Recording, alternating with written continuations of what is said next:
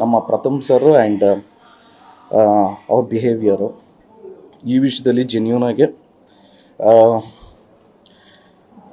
It is our duty and also ಈ ವಿಷಯದಲ್ಲಿ I stand with Darshan sir.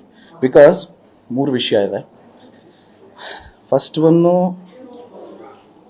ಪ್ರಥಮ್ ಸರ್ಗೆ ಯಾರು ಮಚ್ಚಿಟ್ರು, ಹಾಗೆ ಡ್ಯಾಗರ್ ತೋರಿಸಿದ್ರು, ಏನೋ ಥ್ರೆಟ್ ಮಾಡಿದ್ರು ಅಂತ ಹೇಳಿದ್ರು. ನಿಮ್ಮೆಲ್ರಿಗೂ ಅವರೇ ಹೇಳಿರೋದು.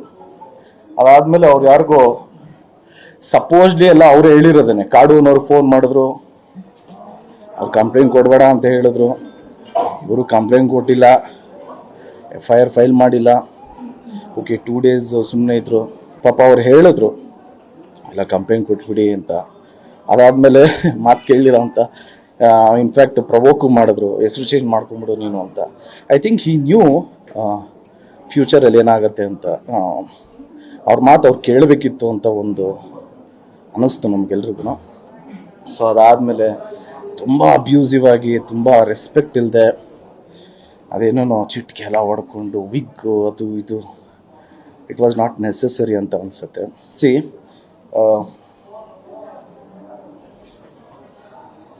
ಎಲ್ರಿಗೂ ಮರ್ಯಾದೆ ಅನ್ನೋದಿರುತ್ತೆ, ಎಲ್ರಿಗೂ ಅವ್ರಿಗೆ ಆದಂಥ ಸೆಲ್ಫ್ ರೆಸ್ಪೆಕ್ಟ್ ಇರುತ್ತೆ. ಯಾರೊಬ್ಬರು ಡೌನ್ ಆಗಿದ್ದಾರೆ ಅಂದ ತಕ್ಷಣ ಆಳುಗುನ್ ಕಲ್ಲು ಅಂತ ಎಲ್ಲರೂ ಹೊಡಿಬಾರ್ದು. ಎರಡನೇ ವಿಚಾರ, ಈ ವಿಷಯದಿಂದ ಸುದೀಪ್ ಸರ್ಗೆ ಬೇಜಾರಾಗಿರಲ್ವ, ಶಿವಣ್ಣನಿಗೆ ಬೇಜಾರಾಗಿರಲ್ವ, ಪುನೀತ್ ಸರ್ ಇದ್ದಿದ್ರೆ ಬೇಜಾರಾಗ್ತಾರಿಲ್ವ, ನಮ್ಮ ಅಣ್ಣನಿಗೆ ಬೇಜಾರಾಗ್ತಾರಿಲ್ವ, ವಿಜಯ್ ಸರ್ಗೆ ಬೇಜಾರಾಗಿರಲ್ವ, ಧನಂಜಯ್ ಅವ್ರಿಗೆ ಬೇಜಾರಾಗಿರಲ್ವ, ಎಲ್ರಿಗೂ ಬೇಜಾರಾಗಿರುತ್ತೆ. ಅಫ್ಕೋರ್ಸ್ ನಮ್ಮ ಸೀನಿಯರ್ಸು ಈ ಥರ ಎಕ್ಸಾಂಪಲ್ ಸೆಟ್ ಮಾಡಿಲ್ಲ. ಅಂದರೆ ಈಗ ಶಿವಣ್ಣನೇ ಆಗಲಿ, ನಮ್ಮ ಅಂಕಲೇ ಆಗಲಿ, ಅನಂತ್ನಾಗ್ ಸರ್ಗೆ ಹಿಂಗೆಲ್ಲ ರೂಢಾಗಿ ಮಾತಾಡಿದ್ರೆ, ಸೊ ಈ ಥರ ಎಕ್ಸಾಂಪಲ್ ನಮ್ಮ ಸೀನಿಯರ್ಸು ನಮಗೆ ಸೆಟ್ ಮಾಡಿಲ್ಲ.